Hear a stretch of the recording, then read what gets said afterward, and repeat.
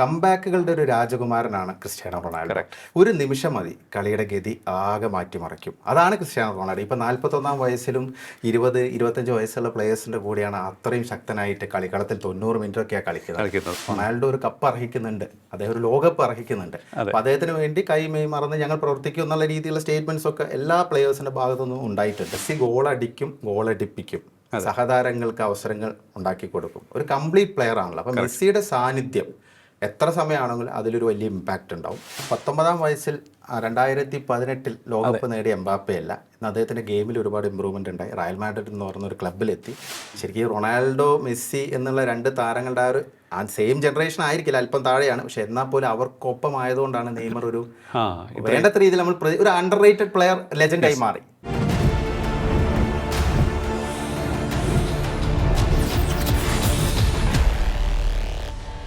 നമസ്കാരം, ടോക്കിംഗ് പോയിന്റിലേക്ക് സ്വാഗതം. ലോകത്തെ ഏറ്റവും മനോഹരമായ സ്പോർട്സിൻ്റെ ആഗോളമാമാകെ നടക്കുകയാണ്. അതെ, ഭൂഗോളം ഒരു കാൽപന്തിലേക്ക് ചുരുങ്ങിയിരിക്കുന്നു. ആദ്യമായി 3 രാജ്യങ്ങളിൽ ലോകകപ്പ് ഫുട്ബോൾ നടക്കുന്നു. America, Canada, Mexico. 16 നഗരങ്ങളിലായി 104 മത്സരങ്ങൾ. വളരെ ശക്തമായ ടീമുകളുടെ ഇരച്ചുകയറ്റത്തിന് നമുക്കിപ്പോൾ വേദിയാകും ഈ ലോകകപ്പ് എന്നുള്ള കാര്യത്തിൽ യാതൊരു സംശയവുമില്ല. എല്ലാവരുടെയും ശ്രദ്ധ പോകുന്നത് 2 താരങ്ങളിലേക്ക് തന്നെയാണ് ഇക്കുറിയും. നമ്മുടെ പ്രിയപ്പെട്ട ക്രിസ്ത്യാനോ റൊണാൾഡോ, ലയണൽ മെസ്സി. ടീമുകൾ നിരവധിയുണ്ട്. പരിശോധിക്കാം, റൊണാൾഡോയ്ക്കൊരു ലോകകപ്പ് സമ്മാനിക്കാൻ ഇക്കുറി പോർച്ചുഗലിന് സാധിക്കുമോ? നമ്മോടൊപ്പം ചേരുന്നു കായിക നിരീക്ഷകനും ജേർണലിസ്റ്റുമായ നിലിൻ കൃപാകരൻ. നമസ്കാരം, ടോക്കിംഗ് പോയിന്റിലേക്ക് സ്വാഗതം. ഇക്കുറി എല്ലാവരുടെയും എനിക്ക് തോന്നുന്നു മലയാളികൾ എടുത്ത് നോക്കിക്കഴിഞ്ഞാൽ അർജൻറ്റീന ഫാൻസ് ആയിരിക്കും, മെസ്സി ഫാൻസ് ആയിരിക്കും, ഒപ്പം തന്നെ പോർച്ചുഗീസ് ടീമിനെ ആരാധിക്കുന്നവരുണ്ട്. അതിനേക്കാൾ ഉപരി എനിക്ക് തോന്നുന്നു ഒരു ടീമിനേക്കാൾ ഉപരി ക്രിസ്ത്യാനോ റൊണാൾഡോയെ സ്നേഹിക്കുന്നവരായിരിക്കും, ആരാധിക്കുന്നവരായിരിക്കും, അദ്ദേഹത്തിൻ്റെ A to Z അറിയാവുന്നവരായിരിക്കും.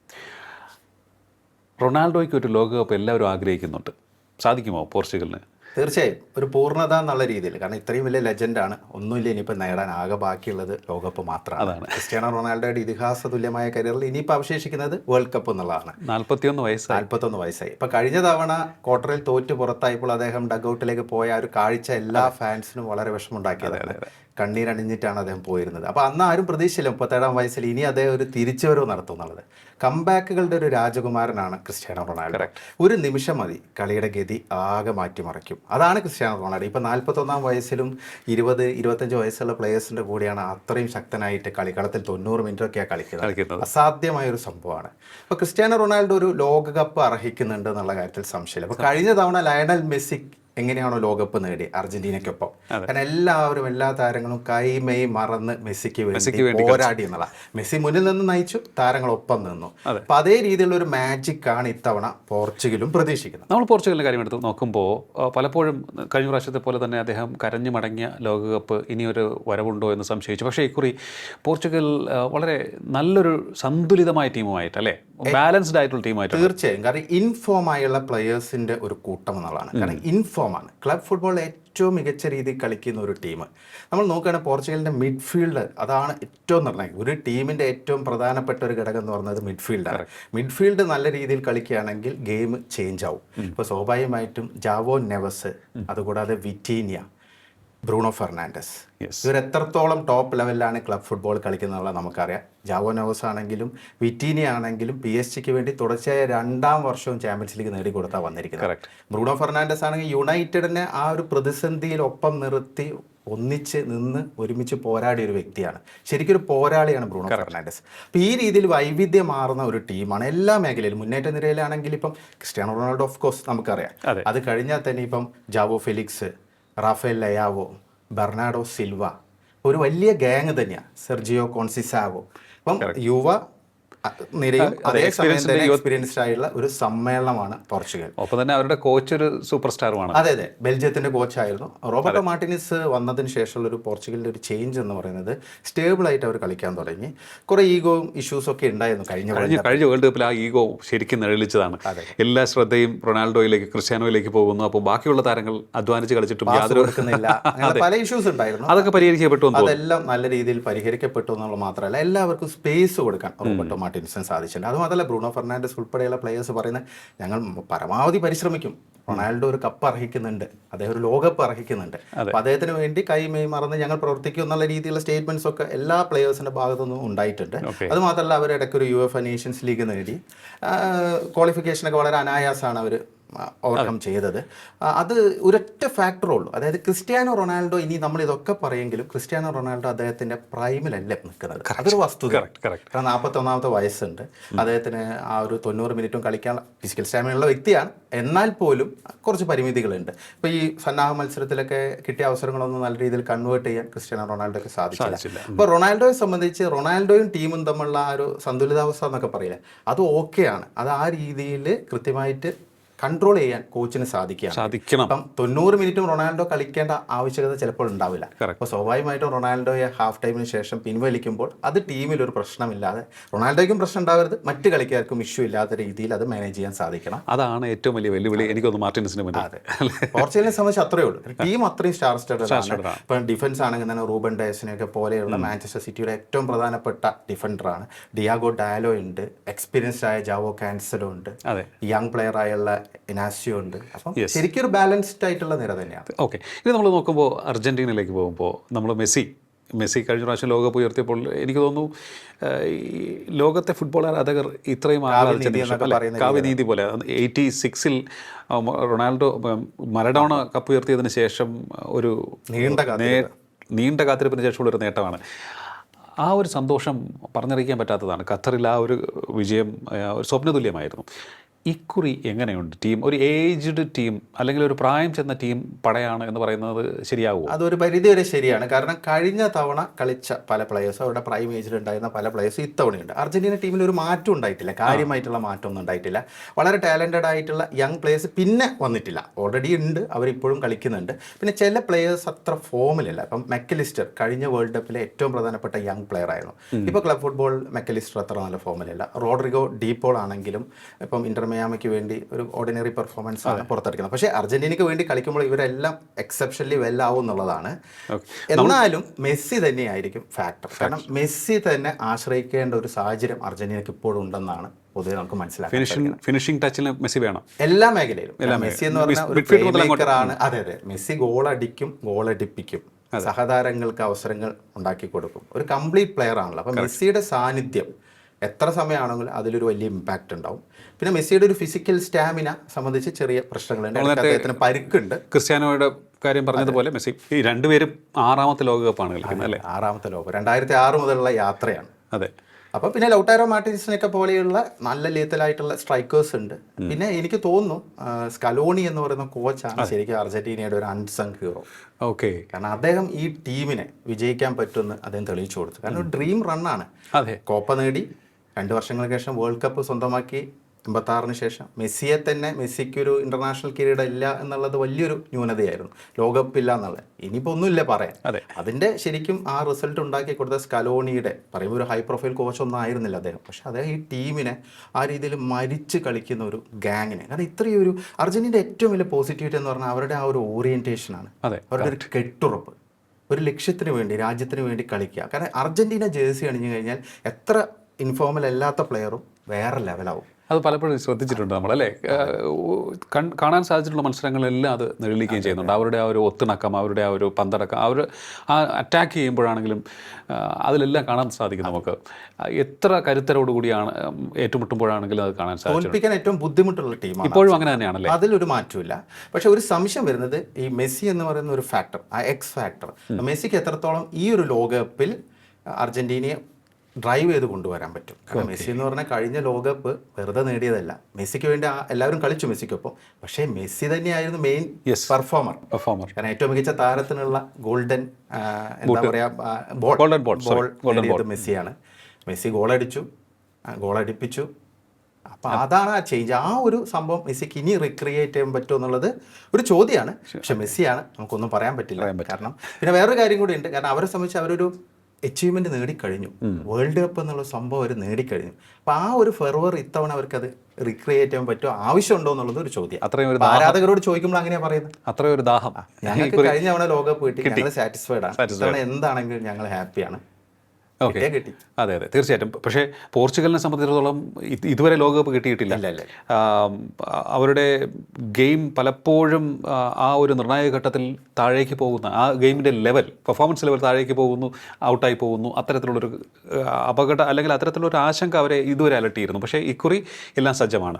അപ്പോൾ അതാണ് അതിനുശേഷം ഇപ്പോൾ അർജൻറ്റീനയുടെ കാര്യം പറഞ്ഞു. ഇനിയിപ്പോൾ നമ്മൾ നോക്കുമ്പോൾ മറ്റ് പല ടീമുകളും ഉജ്ജ്വല പെർഫോമൻസുമായി രംഗത്തുണ്ട്. 48 ടീമുകളാണ് ഈ ലോകകപ്പിൽ മാറ്റുരയ്ക്കുന്നത്. ആദ്യമായിട്ടാണ് നമ്മൾ ആദ്യമായിട്ടും 3 രാജ്യങ്ങളിൽ ലോകകപ്പ് നടക്കുന്നു എന്നുള്ളതുപോലെ 48 ടീമുകൾ 32-ൽ നിന്നും ഒറ്റ ജമ്പാണ്. അപ്പോൾ ഇത്രയും നീണ്ട സമയം, അടുത്ത മാസം 19 വരെ ഇനിയിപ്പോൾ കാൽപന്തിൻ്റെ ആരവങ്ങൾ എല്ലായിടത്തും നിറഞ്ഞു നിൽക്കും.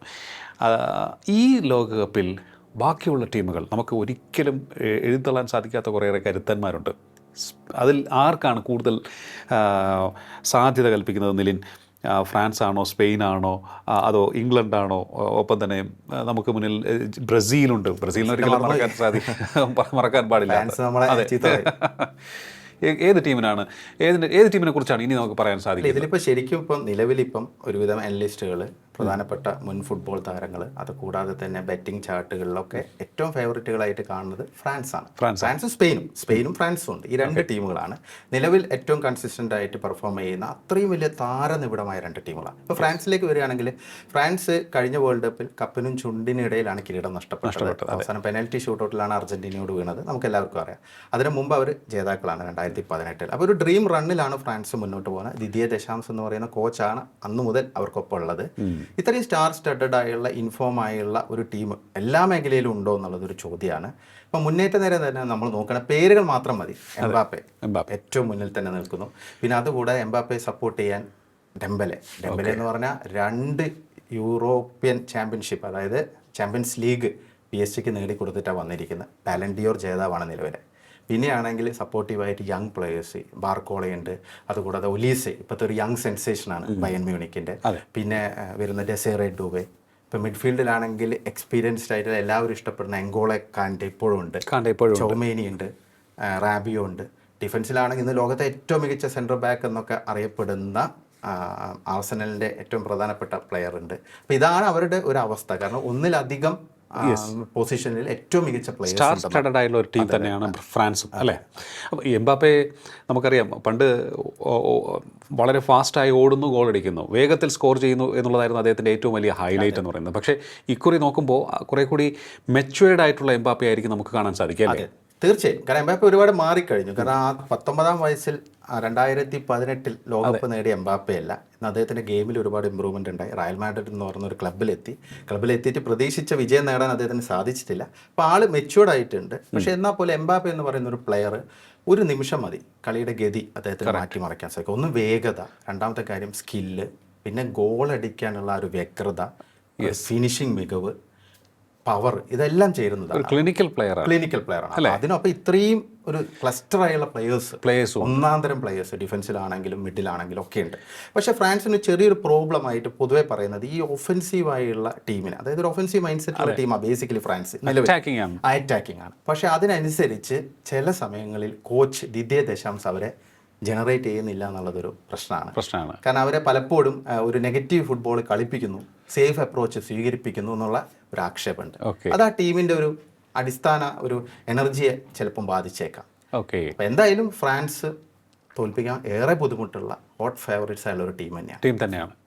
അപ്പോൾ നമുക്ക് പറയാൻ സാധിക്കും, നമ്മുടെ ക്രിസ്ത്യാനോയുടെ സ്വപ്നത്തിലേക്കുള്ള ഏറ്റവും പ്രധാനപ്പെട്ട തടസ്സം ഫ്രാൻസ് ആയിരിക്കും. ഫ്രഞ്ച് പടയായിരിക്കും. ഒപ്പം തന്നെ നിൽക്കുന്നുണ്ട് സ്പാനിഷ്. അപ്പോൾ അവരുടെ കരുത്ത് തീർച്ചയായിട്ടും നമ്മളെപ്പോഴും കണ്ടിട്ടുണ്ട്. ഒരു അതിവേഗ മൂവ്മെൻറ്റുകൾ, പന്ത് പാസ് ചെയ്യുന്നതിലുള്ള ആ ഒരു കൃത്യതയും ഷാർപ്നെസ്സും, അതിനോടൊപ്പം തന്നെ വളരെ വേഗത്തിൽ പന്ത് പാസ് ചെയ്ത് മുന്നോട്ട് പോകുന്ന ഒരു ടീമാണ്. കുറിയ പാസുകളിലൂടെയും മറ്റുമൊക്കെയാണ് അവർ നേരത്തെ പോയിക്കൊണ്ടിരുന്നത്. മാറി അതിനുശേഷം ആ ഗെയിമിൽ കൊണ്ടുവന്ന ചേഞ്ച്, അതുപോലെ തന്നെ കൺസിസ്റ്റൻസി, ഇത് രണ്ടും അവർക്ക് എത്രത്തോളം അഡ്വാൻറ്റേജ് ആണ് നൽകുന്നത്? സ്പെയിൻ ശരിക്കും നിലവിലെ ഏറ്റവും ടോപ്പ് ചാൻസ് ഉള്ള ടീം എന്നുള്ള രീതിയിലാണ് പൊതുവെയുള്ള വിലയിരുത്തൽ. ഫ്രാൻസിനൊപ്പം നിൽക്കുന്നുണ്ടല്ലേ? ഫ്രാൻസിനേക്കാൾ മുകളിൽ നിൽക്കുന്നുണ്ട്. അത് ശരി. ബെറ്റിംഗ് ചാർട്ടിലൊക്കെ സ്പെയിനാണ് ഒന്നാമത് നിൽക്കുന്നത്.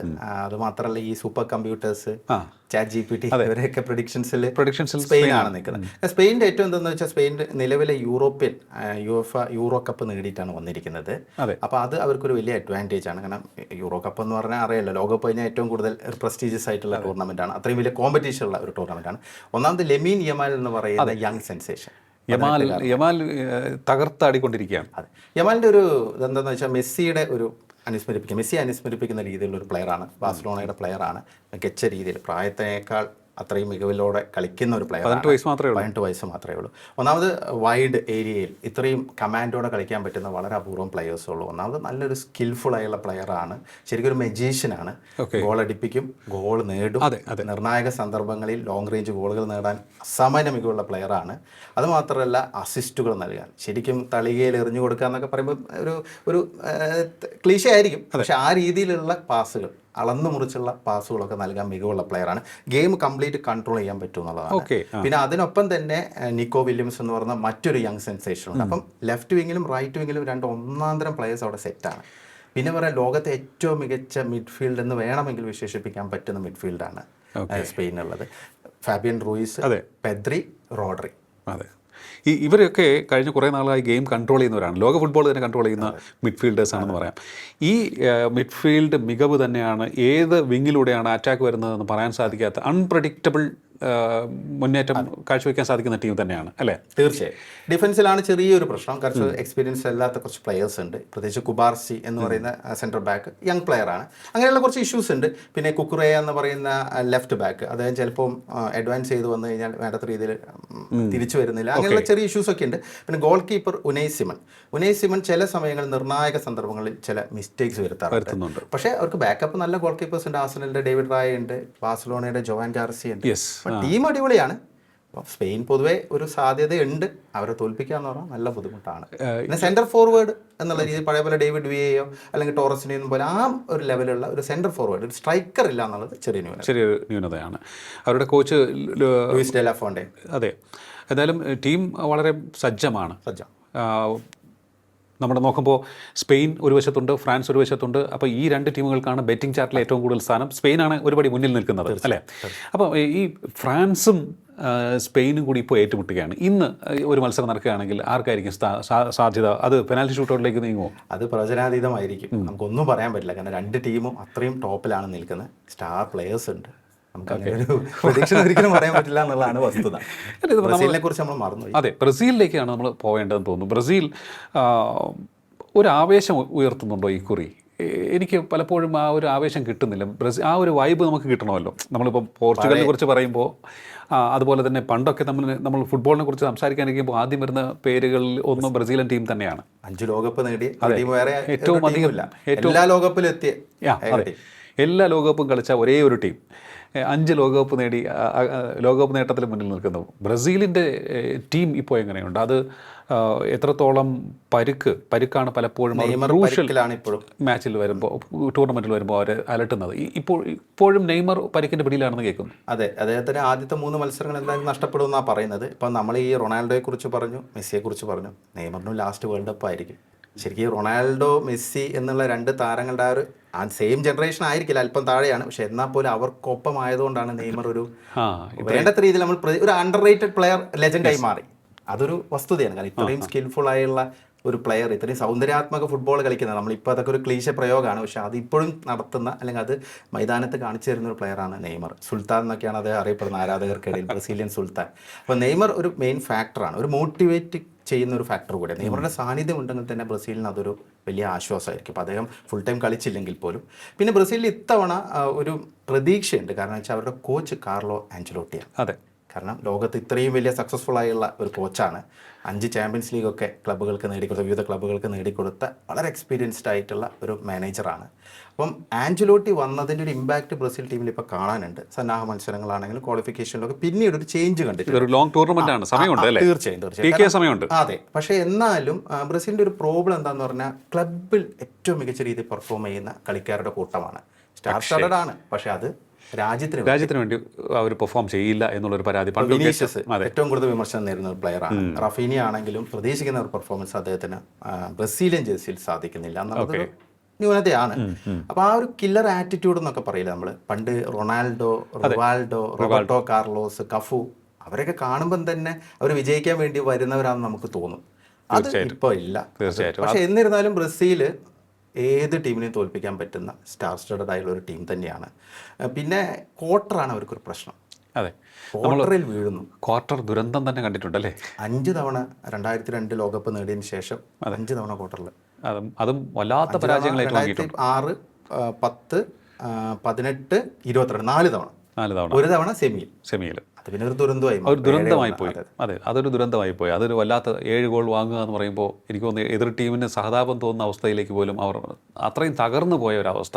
അത് സ്വന്തം നാട്ടിൽ. അതെ, സ്വന്തം നാട്ടിൽ. പക്ഷേ എനിക്ക് തോന്നുന്നു അങ്ങനെയുള്ള തകർച്ച എനിക്ക് തോന്നുന്നു അർജന്റീന പോലുള്ള ടീമിന് ബാധിക്കാത്ത ഒരു കാര്യമാണ്. നേരത്തെ നിലിൻ പറഞ്ഞതുപോലെ അർജന്റീനൻ ജേഴ്സി അണിഞ്ഞു കഴിഞ്ഞാൽ അവർ പ്രത്യേക ഒരു തലത്തിലേക്കാണ് അവരുടെ ഗെയിം കൊണ്ടുപോകുന്നത്. പക്ഷേ ബ്രസീലിന് ചിലപ്പോൾ ഇത്തരത്തിൽ എനിക്ക് തോന്നുന്നു വൈകാരികമായി അവർ ഫുട്ബോളിനെ കാണുന്നുണ്ടായിരിക്കണം. ജീവിതമാണ് അവർക്ക് ഫുട്ബോൾ എന്ന് പറയുന്നത്. അതുപോലെ തന്നെ നമ്മൾ ബ്രസീലിനെ കുറിച്ച് പറയുമ്പോൾ അവരുടെ കോച്ചിൻ്റെ ഒരു സാന്നിധ്യത്തെക്കുറിച്ചും പറഞ്ഞു. അദ്ദേഹത്തിൻ്റെ സ്റ്റാർ വാല്യൂവിനെ കുറിച്ച് നമുക്ക് ഒരു സംശയവുമില്ല. അദ്ദേഹം കൃത്യമായി ആ ടീമിനെ മുന്നോട്ട് നയിക്കാൻ സാധ്യതയുള്ള ഒരു കോച്ചാണ്. ആ കോച്ചിൻ്റെ തന്ത്രങ്ങളായിരിക്കും ഈ ടൂർണമെൻറ്റിൽ ബ്രസീലിൻ്റെ ഏറ്റവും വലിയ ആയുധം എന്ന് പറഞ്ഞാൽ തെറ്റാവും. 100%. കാരണം എന്താ വെച്ചാൽ ടീം അടിപൊളിയാണ്, നല്ല പ്ലെയേഴ്സ് ഉണ്ട്. ക്ലബ് ഫുട്ബോളിലെ ഏറ്റവും നല്ല പ്ലെയേഴ്സിൻ്റെ ഒരു ലിസ്റ്റ് തന്നെയുണ്ട്. ഇപ്പം മിഡ്ഫീൽഡിലൊക്കെ ഇപ്പം ബ്രൂണോ ഗിമറേസിനൊക്കെ പോലുള്ള പ്ലെയേഴ്സ് ഉണ്ട്. ഡിഫൻസിലാണെങ്കിൽ അടിപൊളി ഡിഫൻസാണ്. 2 സെൻട്രൽ ഡിഫൻഡർമാർ, മെഗലസും മാർക്കിനുസും, അവരെക്കുറിച്ച് കൂടുതൽ പറയേണ്ട ആവശ്യമില്ല, ക്ലബ് ഫുട്ബോൾ കാണുന്നവർക്ക് വ്യക്തമായിട്ട് അറിയാം. അപ്പം പിന്നെ ഗോൾ കീപ്പർ ആണെങ്കിൽ ആലിസൺ എക്സ്പീരിയൻസ്ഡ് ആണ്. അതൊക്കെ ഓക്കെയാണ്. പക്ഷേ ടാക്ടിക്സ് അത് മാത്രമല്ല, എങ്ങനെ ടീമിനെ കൃത്യമായിട്ട് മൈതാനത്ത് വിനിയോഗിക്കും, സബ്സ്റ്റിറ്റ്യൂഷൻ എങ്ങനെ കറക്റ്റായിട്ട് ചെയ്യും, അതെ, സാഹചര്യങ്ങൾ അനുസരിച്ച് എങ്ങനെ മാനേജ് ചെയ്യും, അതിന് പറ്റിയ ആളെ തന്നെയാണ് അവർ കോച്ചാക്കിയിരിക്കുന്നത്. അതിലാണ് പ്രതീക്ഷ. ഇനി മറ്റൊരു ടീം എപ്പോഴും വലിയ പ്രതീക്ഷ, വലിയ സാധ്യത കൽപ്പിക്കുന്ന ടീമായി വരുന്നു. പക്ഷേ അത്രത്തോളം ഉയരാതെ മടങ്ങേണ്ടി വരുന്ന ഒരു ദുര്യോഗമുള്ള ടീമാണ് English football team. England, Harry Kane, എങ്ങനെയുണ്ട് ഇക്കുറി അവരുടെ സാധ്യത? ഇംഗ്ലണ്ട് എല്ലാ തവണയും ഒരു ടോപ്പ് ഫേവറേറ്റുകളായിരിക്കും. പക്ഷേ അവർക്ക് എന്തൊക്കെയോ പ്രശ്നങ്ങൾ പലപ്പോഴും ഉണ്ടാകുന്നു. പക്ഷേ റീസെൻ്റ്ലി ഇംഗ്ലണ്ട് ടീമിൻ്റെ പെർഫോമൻസ് കുറേയൊക്കെ സ്റ്റേബിളാണ്. കാരണം അവർ 2018 സെമിയിലെത്തി, 2021 യൂറോയുടെ ഫൈനലിലെത്തി. കഷ്ടിച്ചാണ് ഇറ്റലിയോട് കിരീടം നഷ്ടപ്പെട്ടത്. കഴിഞ്ഞ യൂറോൻ്റെ ഫൈനലിലെത്തി തുടർച്ചയായിട്ട്. പിന്നെ കഴിഞ്ഞ വേൾഡ് കപ്പിൽ അവളും ക്വാർട്ടറിലെത്തി. അപ്പം അവരുടെ പെർഫോമൻസ് ഇമ്പ്രൂവ് ആയിട്ടുണ്ട്. പഴയ പോലെയുള്ള ആ ഒരു ഭയം, പെനാൽറ്റി പേടി, ലോകകപ്പ് എത്തുമ്പോഴുള്ള ഇഷ്യൂ, അതൊക്കെ കുറേ പരിഹരിക്കാൻ സൗത്ത് ഗേറ്റിന് സാധിച്ചിട്ടുണ്ട്. പക്ഷേ സൗത്ത് ഗേറ്റിന് ശേഷം വന്ന തോമസ് ടുക്കൽ ടീമിനെ കുറച്ചും കൂടിയൊക്കെ ഒന്ന് റീഇൻവെൻറ്റ് ചെയ്തിട്ടുണ്ട്. അപ്പം വളരെ സ്റ്റാർ സ്റ്റഡഡാണ്. ബുക്കായോ സാക്ക, ഹാരി കെയ്ൻ, വലിയൊരു ലിസ്റ്റ് തന്നെയുണ്ട്. ഡെക്ലാൻ റൈസ്, പറയേണ്ട ആവശ്യമില്ല. ഇപ്പോൾ ജർമ്മൻ പട എങ്ങനെയുണ്ട് ഈ ലോകകപ്പിൽ? അവർക്ക് അവരുടെ മാർക്ക് പതിപ്പിക്കാൻ സാധിക്കും? ജർമ്മനിക്ക് ഇത്തവണ എന്തായാലും മുന്നേറേണ്ടതുണ്ട്. ആ ടീമിൻ്റെ ഒരു പ്രധാനപ്പെട്ട വെല്ലുവിളി അത് തന്നെയാണ്. കാരണം കഴിഞ്ഞ 2 ലോകകപ്പിലും പ്രിലിമിനറി ഫസ്റ്റ് ഗ്രൂപ്പ് പരാജയപ്പെട്ടു പോയിട്ടുണ്ട്. 4 തവണ ലോകകപ്പ് നേടിയ ടീമാണ്. അവർക്ക് നല്ല ടാലൻ്റ് ഒക്കെ ഉണ്ട്. ജൂലിയൻ നഗൽസ്മാൻ നല്ല കോച്ചാണ്. അപ്പോൾ അവർ ഇത്തവണ നമ്മൾ പ്രതീക്ഷിക്കാത്ത രീതിയിൽ അവർ ഇത്തവണ ഒരു മുന്നേറ്റം ഉണ്ടാക്കാനുള്ള സാധ്യതയുണ്ട്. കാരണം പഴയ ഒരു ജർമ്മൻ ടീമിൻ്റെ ആ ഒരു ആറ്റിറ്റ്യൂഡൊക്കെ പല പ്ലേയേഴ്സിനും ഇല്ല. പക്ഷേ എന്നിരുന്നാൽ പോലും ടാലൻ്റിൻ്റെ കാര്യത്തിലൊന്നും അവരൊട്ടും മോശമല്ല. നല്ല ഒരുപാട് പ്ലേയേഴ്സ് ഉണ്ട്. ഇപ്പം ജമാൽ മുസിയാല എന്ന് പറയുന്ന ഒരു ഒന്നാന്തരം മിഡ്ഫീൽഡ് ജീനിയസ് ആണ്. പിന്നെ അതുകൂടാതെ യോഷുവ കിമിച്ചിനെയൊക്കെ പോലുള്ള പ്ലേയേഴ്സ് ഉണ്ട്. യങ് ഒരുപാട് ടാലൻറ്റ് ഉണ്ട്.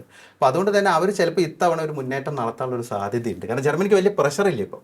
ഓക്കെ, അതുകൊണ്ട് അവരെ നമുക്ക് ഒരിക്കലും പ്രതീക്ഷിക്കാൻ പറ്റില്ല. അവസാനം നമ്മൾ മിസ് ചെയ്യുന്നൊരു ടീമുണ്ട് ഈ ലോകകപ്പ് മാത്രമല്ല, കഴിഞ്ഞ ലോകകപ്പിലും അതിന് മുന്നത്തെ ലോകകപ്പിലും ഒക്കെ നമ്മൾ വല്ലാണ്ട് മിസ് ചെയ്ത world class team Italian football ഈ ഡിക്ലൈനിലേക്ക് പോയത് അവരുടെ ലീഗിൻ്റെ തകർച്ച തന്നെയാണോ? തീർച്ചയായും. കാരണം യങ് ആയിട്ടുള്ള ടാലൻസ് ഒരുപാടുണ്ട്. ഇപ്പോൾ പല ആളുകളും പറയുന്നത് ഇറ്റലിയിൽ പഴയ പോലെ യങ് ടാലൻസ് ഇല്ല, അതുകൊണ്ടാണ്. അതൊക്കെ പറയുന്ന വെറും മണ്ടത്തര. കാരണം ഇറ്റലി കഴിഞ്ഞ 2 യൂറോപ്യൻ അണ്ടർ 17 ചാമ്പ്യൻഷിപ്പും ജയിച്ച ടീമാണ്. അപ്പോൾ അത് റീസെൻ്റ്ലി അണ്ടർ 17 യൂറോപ്യൻ ചാമ്പ്യൻഷിപ്പ് അവർ ജയിച്ചു. അതിന് മുമ്പത്തെ തവണ അവർക്കാണ് ജയിച്ചത്. അത് മാത്രമല്ല യൂത്ത് പ്രോഗ്രാംസ്, അതായത് യൂത്ത് ടൂർണമെൻറ്റ്സ്, അത് ഏതായിക്കോട്ടെ, യൂത്ത് വേൾഡ് കപ്പ് ആയിക്കോട്ടെ, യൂത്ത് യൂറോപ്യൻ ചാമ്പ്യൻഷിപ്പ് ആയിക്കോട്ടെ, അവർ കൺസിസ്റ്റൻ്റ് ആയിട്ട് പെർഫോം ചെയ്യുന്നുണ്ട്. ടാലൻറ്റ് ഇല്ലാത്തതുകൊണ്ടാണ്. അതെ, അതെന്താ വെച്ചാൽ സീരിയ എന്ന് പറയുന്ന ഇറ്റാലിയൻ ലീഗിൻ്റെ കുത്തഴിഞ്ഞ അവസ്ഥ. ഒന്നാമത് അത് തകർന്നുപോയി. 90കളുള്ള പ്രഭാവം ഇപ്പം ഇല്ല. ക്ലബ്ബുകൾക്ക് പഴയ പൈസയില്ല. പ്രീമിയർ ലീഗിലേക്കെല്ലാം ഫോക്കസായി മാറി. അപ്പോൾ സ്വാഭാവികമായിട്ടും അവിടുത്തെ AC മിലാൻ ആണെങ്കിലും, ഇന്റർ മിലാൻ ആണെങ്കിലും, യുവൻറ്റസ് ആണെങ്കിലും അവർ പഴയ പോലെ ഇപ്പം ടോപ്പ് ലെവലിലല്ല നിൽക്കുന്നില്ല. അല്ല, ഓക്കെ. അതേപോലെ തന്നെ അവർ ഫോറിൻ പ്ലേയേഴ്സിനെ അമിതമായിട്ട് ആശ്രയിക്കുന്നു. ഇറ്റാലിയൻ യങ് പ്ലേയേഴ്സിന് അവസരം കൊടുക്കുന്നില്ല. ഈ പറയുന്ന 17 അണ്ടർ 17 യൂറോ നേടിയ പ്ലേയേഴ്സ് അവർക്ക് അവസരം കിട്ടണ്ടേ ഡെവലപ്പ് ആവാൻ? അവർ വരുന്നത് ടീമിലെത്തുന്ന മിക്കവാറും 25 വയസ്സിലായിരിക്കും. ഒരു ഇറ്റാലിയൻ സീരിയ ടീമിൽ സ്റ്റാർട്ടിംഗ് ലെവലിൽ കളിക്കുന്നത് അതന്നെ സാധ്യതയില്ല. അപ്പോൾ സ്വാഭാവികമായിട്ടും ബെഞ്ചിലിരിക്കുക, അല്ലെങ്കിൽ ഇറ്റാലിയൻ സീരി ബിയിലും സീരിയ സിയിലൊക്കെ കളിക്കേണ്ട അവസ്ഥയാണ്. അപ്പോൾ യങ് ടാലൻറ്റിനെ നർച്ചർ ചെയ്യാൻ അവർക്ക് പറ്റുന്നില്ല. അക്കാദമികൾ വേണ്ടത്ര രീതിയിൽ പഴയ പോലെ ഡെവലപ്പ് ആവുന്നില്ല. ഇത്തരം ഇഷ്യൂസാണ്. അത് പരിഹരിക്കുമെന്നാണ് പ്രതീക്ഷിക്കുന്നത്. കാരണം അവർ ആ രീതിയിലുള്ള സമീപനം ഇപ്പോൾ സ്വീകരിച്ചിട്ടുണ്ട്. തീർച്ചയായിട്ടും എന്തായാലും അവർ തിരിച്ചു വരും. തീർച്ചയായിട്ടും. എന്തായാലും ഈ ലോകകപ്പ് തുടങ്ങുന്ന വേളയിൽ നമുക്ക് ഇത്രയും കാര്യങ്ങളൊക്കെയാണ്, വളരെ പ്രധാനപ്പെട്ട കാര്യങ്ങളാണ് പങ്കുവയ്ക്കാനുള്ളത്, ചർച്ച ചെയ്യാനുള്ളത്. ക്രിസ്ത്യാനോ റൊണാൾഡോ ഒരു ലോകകപ്പുമായി മടങ്ങുമോ ഇക്കുറി? അദ്ദേഹത്തിൻ്റെ ഷോക്കേസിൽ വയ്ക്കുവാൻ ഇനിയുള്ളത് അത് മാത്രമാണ് ബാക്കി. അതുകൂടി അദ്ദേഹത്തിന് നേടാൻ സാധിച്ചാൽ ആ ഒരു കരിയർ കംപ്ലീറ്റ് ആകും എന്ന് നമുക്ക് പറയാൻ സാധിക്കും. കഴിഞ്ഞ പ്രാവശ്യം നമ്മൾ മെസ്സിയെക്കുറിച്ച് അങ്ങനെ പറഞ്ഞിരുന്നു. അത്രയും വലിയൊരു ഭാഗ്യം അദ്ദേഹത്തിനുണ്ടായി. ആ ഭാഗ്യം ഇക്കുറി പോർച്ചുഗലിനും ക്രിസ്ത്യാനോ റൊണാൾഡോയ്ക്കും ഉണ്ടാകുമോ എന്നുള്ളതാണ് ആരാധക വൃന്ദം ഉറ്റുനോക്കുന്നൊരു കാര്യം. അതിനായി തന്നെയാണ് ആരാധകരിലേറെയും, നമ്മൾ മലയാളികൾ ആരാധകരിലേറെയും കാത്തിരിക്കുന്നതും അതിനുവേണ്ടി തന്നെയായിരിക്കും എന്നുള്ള കാര്യത്തിൽ യാതൊരു സംശയവുമില്ല. കേരളത്തിൻ്റെ മുക്കിലും മൂലയിലുമൊക്കെ തന്നെ ഫുട്ബോൾ ആരാധകർ എവിടെയുണ്ടോ അവിടെയൊക്കെ തന്നെ ക്രിസ്ത്യാനോയുടെ കൂറ്റൻ ഫ്ലെക്സുകൾ ഉയർന്നു കഴിഞ്ഞിരിക്കുന്നു. ഒപ്പം തന്നെ മെസ്സിയുടെ ഫ്ലെക്സിൻ്റെയും എണ്ണത്തിൽ കുറവൊന്നുമില്ല. എങ്കിലും കൂടുതൽ ഇക്കുറി ക്രിസ്ത്യാനോയാണ്. കാരണം ക്രിസ്ത്യാനോ ഒരു ലോകകപ്പിൽ മുത്തമിടുന്നത് കാണാൻ ഒത്തിരി പേരുണ്ട്. അക്കൂട്ടത്തിൽ മെസ്സി ആരാധകരുമുണ്ട് എന്ന് പറഞ്ഞാലും അത് തെറ്റാകില്ല. എന്തായാലും ലോകം ഇനി കാണാൻ പോകുന്നത്, അടുത്ത മാസം 19 വരെ കാണാൻ പോകുന്നത് ഇത്രയും മനോഹരമായ ഗെയിമിൻ്റെ ഏറ്റവും പുതിയ നീക്കങ്ങളായിരിക്കും. ഏറ്റവും മികച്ച ഡിഫൻസ് ആയിരിക്കും. ഏറ്റവും മികച്ച പ്ലേ മേക്കിംഗ് ആയിരിക്കും. പുതിയ സ്കോറർമാരെ നമുക്ക് കാണാൻ സാധിക്കും. പുതിയ താരോദയത്തിന് ഈ ലോകകപ്പ് വേദിയാകും എന്നുള്ള കാര്യത്തിൽ യാതൊരു സംശയവുമില്ല. നമുക്ക് ആസ്വദിക്കാം നല്ല ഫുട്ബോളിനെ, കാത്തിരിക്കാം ക്രിസ്ത്യാനോ റൊണാൾഡോയുടെ വിജയത്തിന് വേണ്ടി. വളരെയധികം നന്ദി ഇത്രയും സമയം ടോക്കിംഗ് പോയിൻ്റുമായി സംസാരിച്ചത്. ടോക്കിംഗ് പോയിൻ്റ് ഈ അധ്യായം ഇവിടെ പൂർണ്ണമാകുന്നു. ഇനി അടുത്ത എപ്പിസോഡിൽ കാണാം നമുക്ക്. നമസ്കാരം.